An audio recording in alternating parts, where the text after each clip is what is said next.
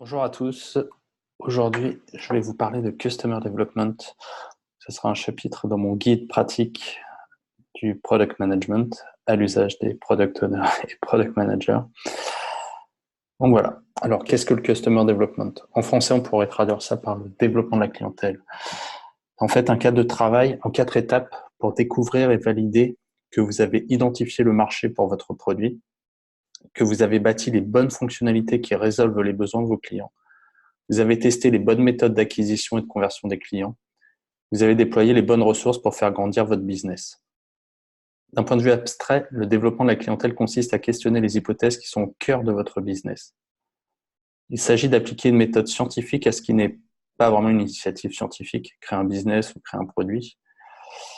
Votre process va ressembler à la méthode scientifique en suivant les étapes suivantes. Observer et décrire un phénomène, formuler une hypothèse de causalité pour expliquer ce phénomène, utiliser cette hypothèse pour prédire les résultats de futures observations, mesurer les performances de cette prédiction à partir de résultats d'expérimentation. Ce procédé sert à découvrir et valider les informations business suivantes. Un produit résout un problème pour un groupe identifié d'utilisateurs. C'est la phase de Customer Discovery ou découverte client. Ensuite, que le marché est solvable est assez important pour qu'on puisse y bâtir un business viable, donc validation de la clientèle, en anglais Customer Validation. On essaye ensuite de valider que le business a une capacité à grandir par des ventes répétées et une feuille de route marketing, company creation. En gros, on aura les moyens de faire des campagnes marketing et de distribuer le produit tout en couvrant les coûts. Et ensuite, que des départements et procédés opérationnels sont créés pour supporter la croissance. Il y a un vieux dicton de commerciaux qui dit que peut-être est la pire réponse que vous pouvez recevoir d'un client.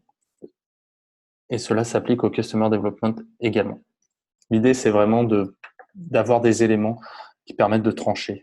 Les réponses du style peut-être sont vraiment dures à exploiter et à utiliser, donc c'est ce qu'on essaye d'éviter. Le résultat le plus désiré du procès de Customer Development est une société florissante et performante.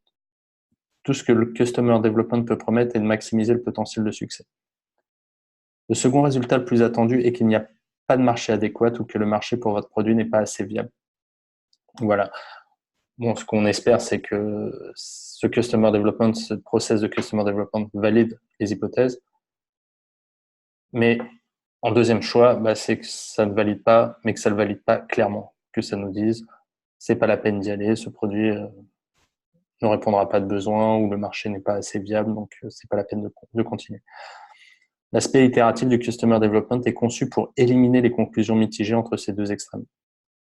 Après chaque phase, vous allez pivoter, changer les hypothèses pour tester une autre piste. À la fin, soit vous trouvez un chemin, soit vous réalisez que le marché a parlé et vous arrêtez votre produit.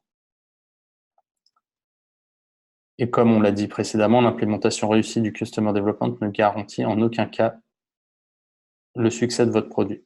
Cela vous aidera à prendre de meilleures décisions basées sur des hypothèses testées plutôt que de vagues idées préconçues. Les résultats pourront indiquer que les hypothèses sur votre produit, vos clients ou votre marché étaient complètement fausses. Il y a de grandes chances que ça soit le cas.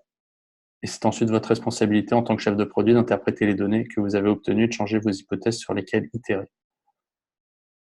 Il y a également beaucoup de livres de business qui incitent les chefs de produit à ne jamais abandonner. Ils leur disent de persister dans leur rêve de construire un super produit, qu'importe les chances ou ce que le marché peut leur dire, le succès est juste au coin de la rue. Ils illustrent ces conseils avec des histoires inspirantes d'entrepreneurs qui ont réussi contre toute attente et ont refusé de jeter l'éponge.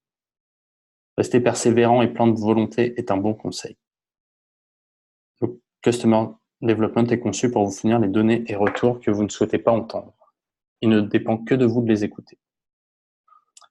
Voilà, c'est tout pour aujourd'hui. Vous pourrez retrouver le texte de ce podcast sur mon site qui est en description. Merci, à bientôt.